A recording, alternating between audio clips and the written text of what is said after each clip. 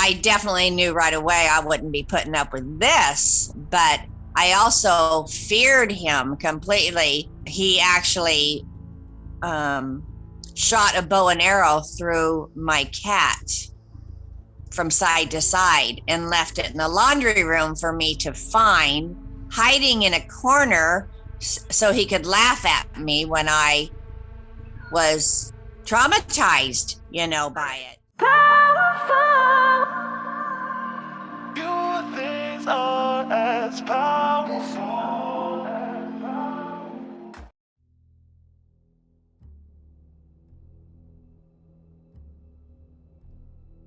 And I'm a small town girl, raised in the country. I'm 68 years old, but I can still climb the top of that tree kind of girl.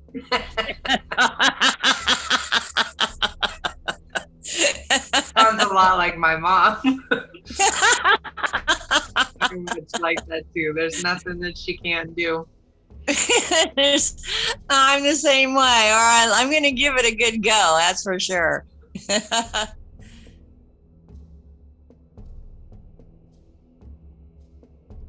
You did a fabulous job. Thank you. I would suspect you're going to do book number 2 as well. You mentioned that. I guess I'm going to have to work on that. How long did it take you to write your book? That one took 2 years. It was just the best information that I could find and how I could help other people. While when I started writing it, my ex-husband was still at large. Now he's in prison. Oh, good. Other stuff. And then I had a boyfriend that then I started dating him after I started writing the book, and then I broke up with him, and now we're 2 protection orders and stalking charges down the line with him as I was writing the book and stuff too. So he had really hidden factors of being abusive, or you would have recognized that, don't you, or what? There was a little bit of red flags that I noticed that I wouldn't have considered were violent at the time, just they were concerning. And I just kind of justified those like I have done in the past. And then as I was with him, then those became really apparent in a scary, dangerous kind of way. And then I spent probably 7 months with him where I knew I needed to get out of it, but I was afraid to get out of it. Yeah. And at that point, he hadn't done anything to me aside of manipulation, but that changed really quickly when I broke up with him, and I was... After you left, and it got bad. Yeah.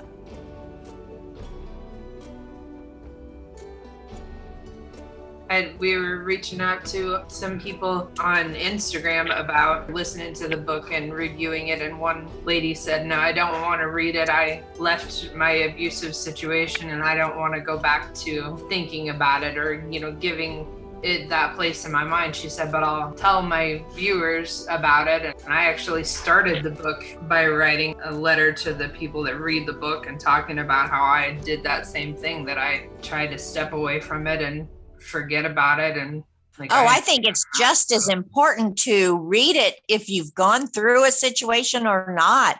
It's definitely, especially, but you never know when your last relationship's going to be, True. I thought my last relationship would be my last relationship, Well, it's 24 years later. No, I'll probably have another relationship. So to keep that reminder to read your book I just think that it's such a tool. All women should read it because, like I said, you never know when that last relationship's going to be. Or here I am 12 years into a marriage and my husband does a total flip on me.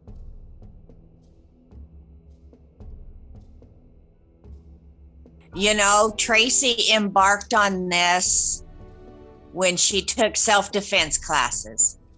Tracey has a history with the third husband where she moved out of the family home. She has that experience about how men can possibly be to women. And I think that her voice tone was perfect for your subject matter. That's good. I agree. I listened to a lot of different people because I wanted a particular voice that was serious but was kind, you know, and it'd be both of those, and I felt like she did a really good job.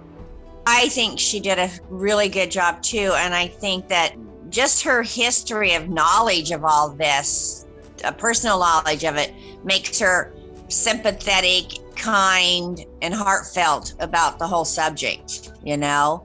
And I think that comes through in her inflection of reading your amazing book, honey.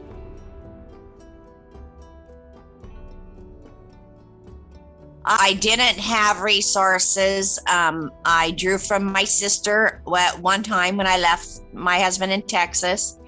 And I got strength from friends, and then the restraining order. So, you know, the court system, I guess, but I didn't draw from other people, really. It was always kind of a plan. I had a plan, you know. Sometimes it was slower than others, but I had a plan. Sometimes it takes a long time. I don't remember what the name of the book was. I was listening to a book where the first half of it, she was talking really in depth about a woman's story who the husband ended up killing her and their kids and himself. And then the second part of it was more legal stuff, but she was talking about how this woman was preparing to leave him for like years. She was working on getting education so that she could get a better job so that she could take care of them. And she was working on paying for a house kind of behind the scenes without him knowing so that she could have her name on a house. And right. He killed her before she got that far, but she was talking about, you know, people wonder why people don't leave, and she was making the argument that people are always leaving. They're just at different stages in that, and sometimes it takes a while to get to a point where they're in a position to be able to do that. And I think that's probably true for a lot of people. I don't know whether I believe it's true for everybody, but there's some abuses that I'm not familiar with, but you covering, you know, the, what was it that, I think it was books, chapter 7, the physical violence and defense part, you know, the social violence. I did recognize a lot in your book, but you had, you know, great advice in the stalking, people who are stalked and what to do, and the advice that you wrote about on how the leaving part, that's your biggest chance of really being hurt, is when leaving.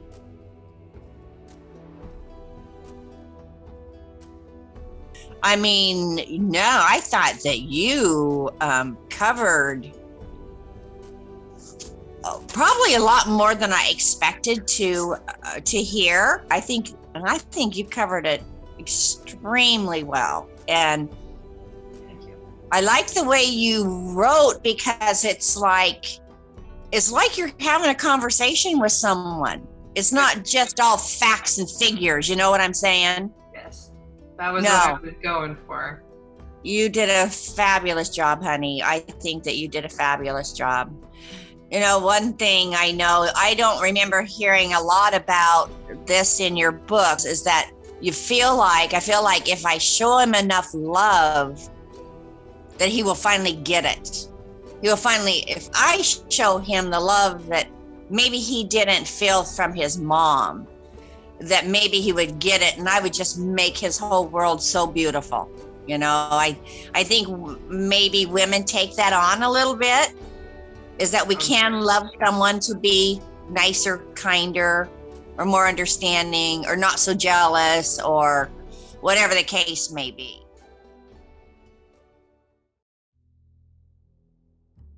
During my I'll call them alcohol drug years, that was from the age of 27 to 30, and I met a very extremely handsome, oh boy, that was my first attraction to him, his handsomeness. And this was my worst marriage, or my worst longer term one. He was so charming, very crazy, charming, sexy, handsome.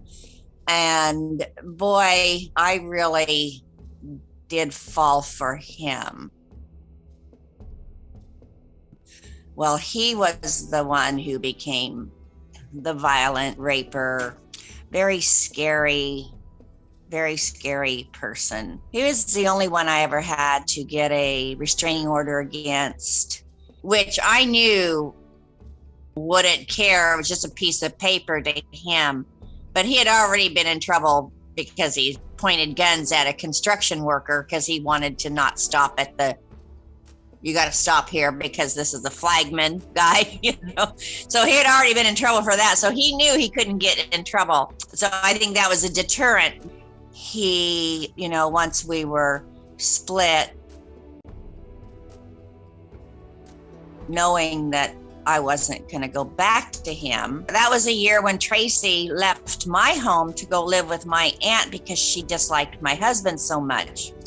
I didn't blame her, but that was about a year. It took me about a year to really get everything I needed together and get away from him with that. But he would call, he would threaten to kill my children and threatened to kill me. You know, he would come over to where I lived and sat there with a knife in his hand, like he wanted to use it. He just didn't know, you know, just kind of going like this with the knife. And, you know, so he was very scary. He went to jail that night because he broke the restraining order, you know, but he would show up at my house or my work.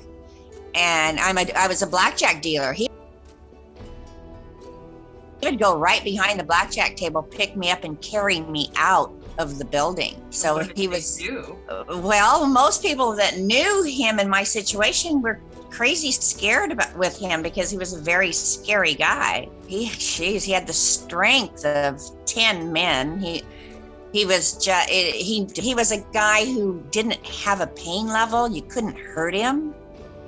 I guess there are people that are born that way that just don't feel pain, like a normal level of pain.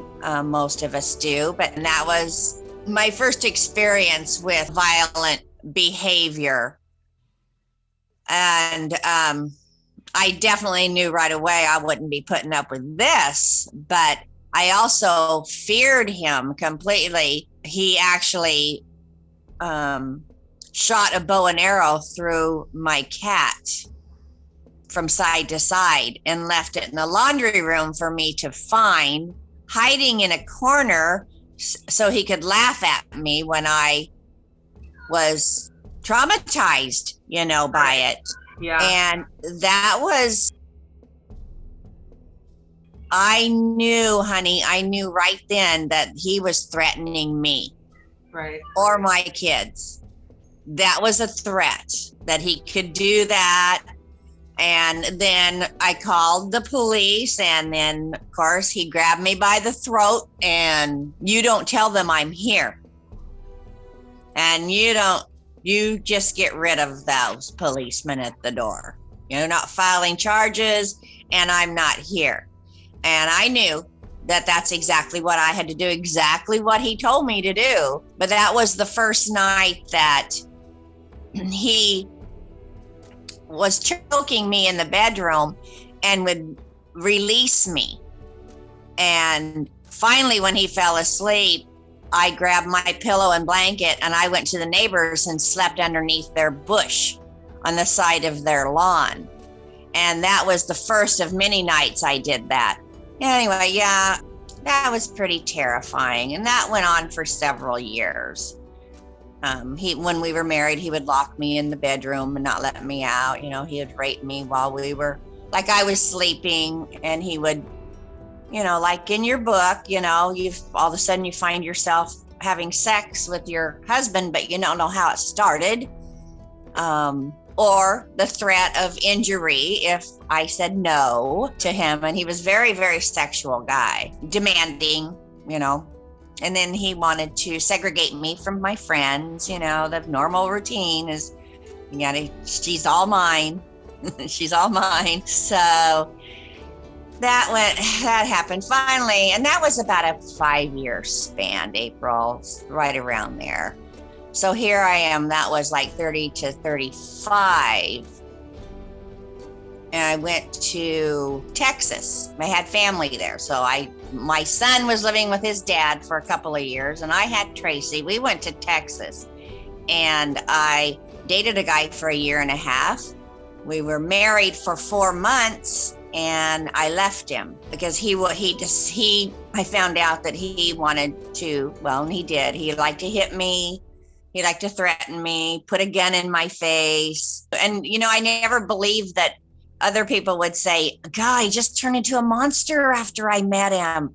And I thought, oh gosh, you had to have known something. But I found myself in that situation. Yeah. Is that once I was married, I was his possession, and he wasn't shy about telling me that. You're not your sister's friend. You're not my sister's friend. You're not my mom's friend. No bank account, no name on the bank account, no money, being timed when I went to the grocery store and back. And if that wasn't within the time frame he set up, then I was in trouble. Or he'd have a shotgun pointing at my face when I walked in the door. So, of course, I made plans right away to sneak away from that, because truthfully, I feared him, that he would just go off like that, even more than my third husband. I really fear that I'd walk in the door and he would kill me or kill Tracey, because he was so jealous of Tracey and my relationship. So we snuck away. My sister hid us in her Volkswagen van underneath the bed and took us to Dallas airport, and we flew out. And sure enough, he did go looking for us, but he went to a closer airport than we went to. We went to the further one. So he didn't catch up with us. And so I made it to my dad's in California.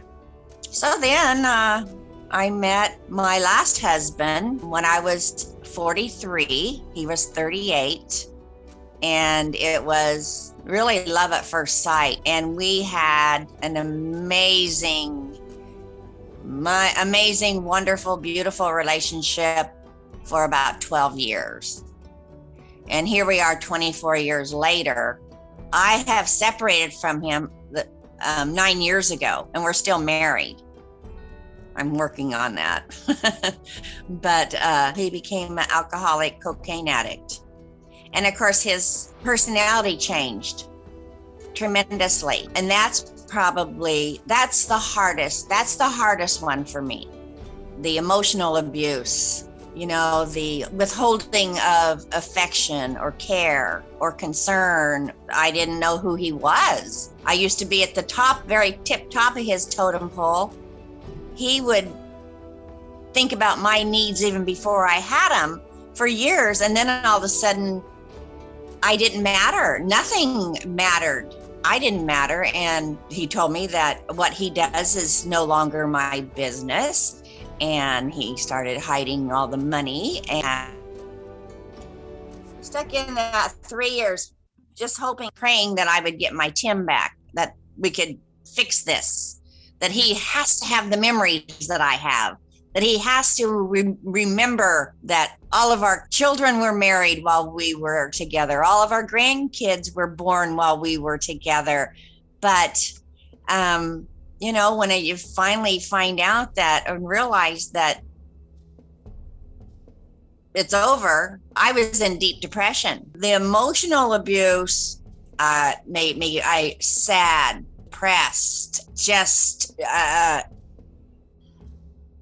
shame, a lot of shame. The physical abuse in my 2 marriages, that gave me more energy to fight and to do what I had to do. It made me sad and wilted and broken. Does that make sense in all of your research? Yeah, and also my experience. Actually, my daughter and I were watching, have you ever seen the show Married at First Sight? I think I've seen one version of it. Uh-huh. We were watching some of it the other day on one of the seasons, and this girl married a guy, and she was very bubbly and stuff, and he was what I would consider emotionally abusive and verbally abusive. And it was interesting to watch just in their week-long honeymoon, watch her personality change. You know, she just kind of closed up inside of herself, and she got really quiet and very no expression, and very much just trying to figure out what she could do to not upset him. She wanted so much for him to like her, and it was really interesting to me. We had a conversation just about how fast that can happen. You know, I mean, it was only a week. It was a very short period of time. And if you think about people that have dealt with that for years, you know, when I came out of my marriage, my mom said I was a shell of a person, and I was, because, you know, emotional abuse is significant. And I can see, you know, with the physical abuse, then you're more prompted to leave the situation because it seems more dangerous. But that emotional abuse just erodes who you are as a human. You can still do those mental things where you're like, well, maybe it will get better, or maybe I did this, or whatever, and that'll keep you there a lot longer than punching you in the face or something like that. That makes a lot of sense. When he never hit me, never. But you know what? I think I would rather him hit me than ignore me and make me feel worthless. I have written some things down here.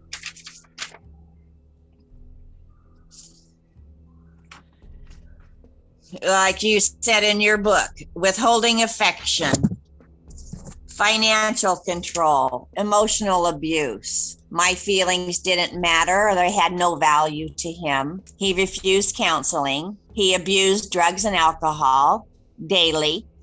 And he told me what he did was no longer my business. He disregarded any request of mine, even small ones like, honey, would you not undress in the living room and leave your clothes? I'd put the laundry basket right around the door, the kitchen door, and I'd put all of his underclothes and stuff there so it'd be more convenient for him, to show him that, you know, I know you're tired. You can, you know, here's this little spot, you know. But he didn't care enough to just do that. And so his clothes continued to be left on the living room floor, and who would pick him up? Wasn't him. And he started lying. I couldn't hardly believe anything he said anymore, which was a total reversal. And he started preferring everybody's company to mine, anybody else. And they did too. You know, they'd call and say, come on, Tim, we're down at the tavern, you know. They didn't invite me, they invited Tim only. And he was Mr. Wallet. You know, he wanted to pay for everything because Tim was Mr. Nice Guy. Just don't embarrass him in public because he's Mr. Nice Guy. Don't let anybody know who he really is. And he never would admit to doing anything wrong, twisting the truth. And he said, just to get over my depression, it has nothing to do with him. It's just me. And I tell you, everybody in my family loved him. And I think they just wanted to believe it must be Rosella. It's her 5th marriage. It's Tim's 2nd. So it must be Rosella, you know. I think that, I don't know, no one really expressed that to me. That's how I felt. So the emotional abuse, in my case anyway, was far worse than any physical abuse that I ever went through.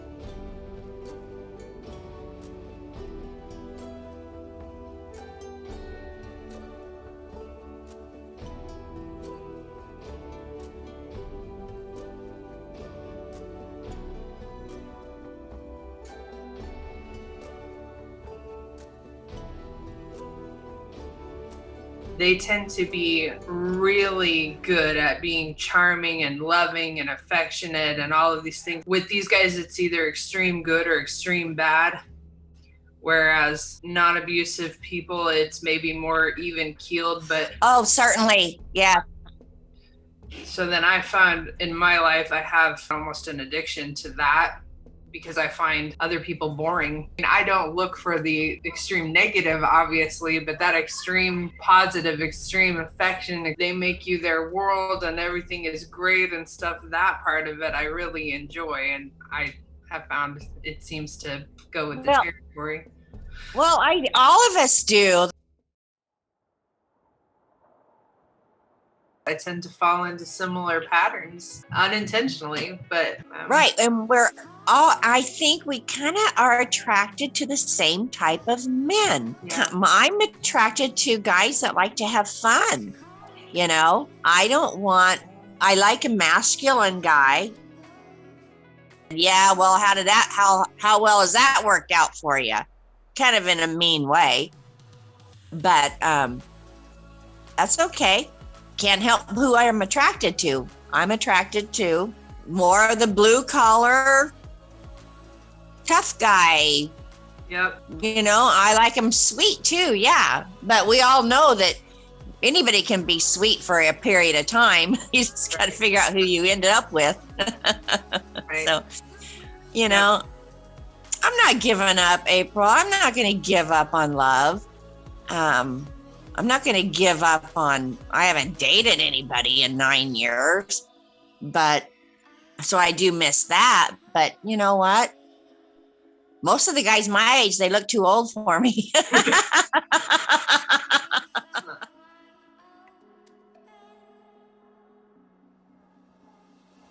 Yeah, I think it has a lot maybe to do with the personality of the person.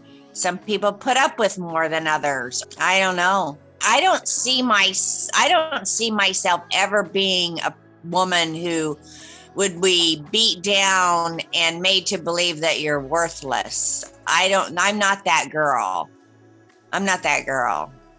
I understand that some would be, maybe weaker personalities. I know I've had girlfriends who they think about leaving and say, oh, who's going to pay the bills? And who's going to take, I said, it doesn't freaking matter. Don't think that way. You just got to go. You have to go. It's interesting because I would say that I'm one of those personalities that definitely felt really broken down and worthless and ashamed and all of that stuff. Yeah. So it's interesting to hear the different sides of the coin, and that it's not one particular type of person that goes through this stuff either, or one particular personality or from some certain background or right. Well, see, I think, like I said, I collapsed after I left my last husband. I collapsed and stayed pretty much a nobody for 5 years. You collapsed before you left. You gave up on yourself before you left. I gave up on myself after I left. I just, the depression just hit me so hard. I couldn't stop crying. I couldn't sleep. I couldn't eat. I couldn't, nothing. Nor did I want to. All I could think about was killing myself and that everybody would be better off. Do you think that any of that came from a fear of continuing that pattern, getting into another relationship that... Well, I don't know if I feared that pattern, but I questioned myself. Why? I certainly questioned myself. Why can't I, what's wrong with my picker? I don't have a good picker. My picker's broken. We can make those kind of jokes about it, but I just must pick the wrong kind of men. I do question myself. Why is that? Because I had a wonderful father. I had a very kind, gentle father who we were extremely close. I think it's just my personality. I really do. I think I was born with a personality to like these daredevil guys, these guys who like to dance and go out and go to the racetrack or whatever. I'm just not attracted to guys that are kind of sissy guys. So I think it's, who are attracted to. I don't know.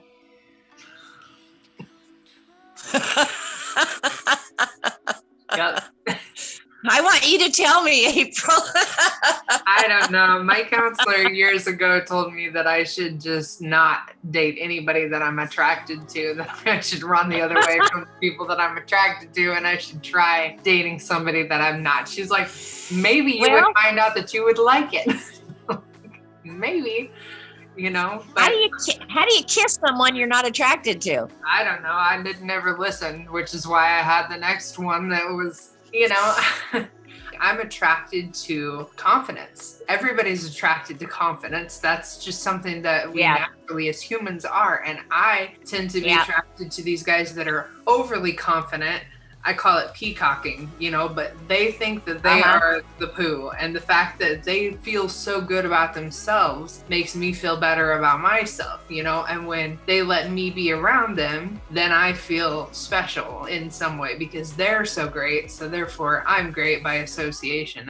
Well, it is fulfilling to you, and fulfilling to you, maybe not in the most healthy way, but I understand what you're saying. Absolutely.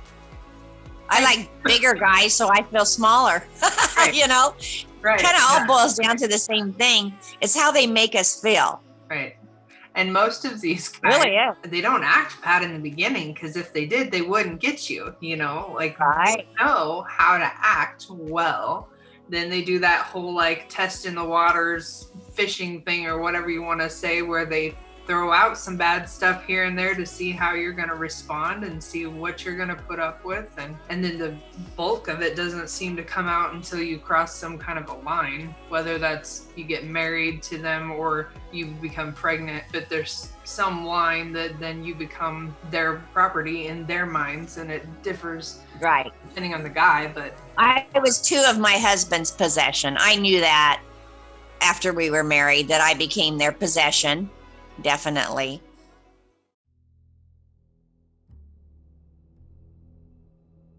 I guess the red flag would be that they don't have friends. They don't have their own friends.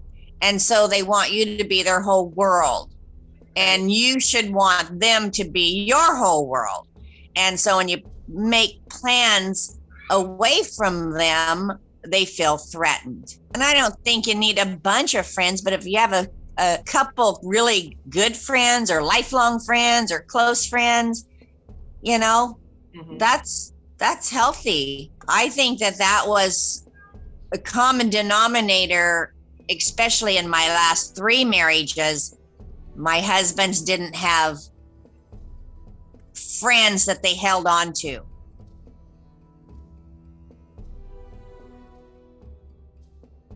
It was, you know, it's shameful. I know you know that. It just feels like, oh yeah, well, we went through that. And I don't want to ever say I put up with that, because we didn't put up with it. We finally left when we needed to left, and we left with our lives, and we left with the health of our children. So we left when we needed to leave. It's been a pleasure visiting with you. Oh, it's really been my pleasure too, April. You're a doll. I'm so happy to have met you. And I hope this isn't the last time that we get to speak to each other. Maybe we'll do this again. That'd be nice. I'd like that. That would be nice. I would too. Well, come to the West Coast. Tracy and I'd love to have you. That would be cool. My best friend lives on the West Coast, so sometime I'll get over there again. I've been there. You can do a book tour over here. Yay! Maybe we'll make that happen. Well, darling, so good to meet you. You too. And I know we'll speak again. I know we will.